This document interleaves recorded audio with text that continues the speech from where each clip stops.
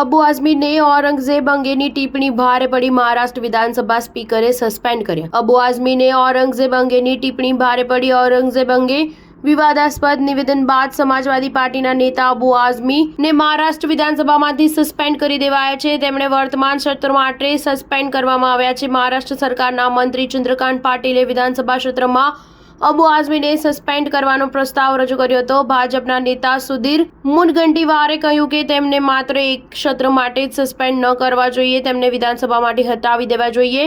છત્રપતિ શિવાજી પૂજનીય છે અને તેમનું અપમાન કરનારાઓને આપણે સરળતાથી છોડી ન શકીએ। જો કે ચંદ્રકાંત પાટીલે સ્પષ્ટતા કરતા કહ્યું કે સુપ્રીમ કોર્ટના નિર્ણય માટે ધારાસભ્યોને એક કરતાં વધુ સત્ર માટે સસ્પેન્ડ નથી કરી શકતા। અમે એક સમિતિ બનાવીશું જે મૂલ્યાંકન કરશે કે શું આઝમીને ધારાસભ્ય તરીકે તેમના સભ્યપદમાંથી સસ્પેન્ડ કરી શકાય છે કે નહીં। ઔરંગઝેબ પર વિવાદાસ્પદ નિવેદન બાદ રાજકારણ ગરમાતા અબુ આઝમીને સ્પષ્ટ રીતે કહ્યું કે હું શિવાજી મહારાજ અને સંભાજી મહારાજ વિરુદ્ધ બોલવા અંગે વિચારી પણ નથી શકતો। મારા શબ્દોને તોડી મરોડીને રજૂ કરવામાં આવ્યા છે। ઔરંગઝેબ વિશે મેં માત્ર એ જ કહ્યું કે જે ઇતિહાસકારો અને લેખકોએ કહ્યું છે।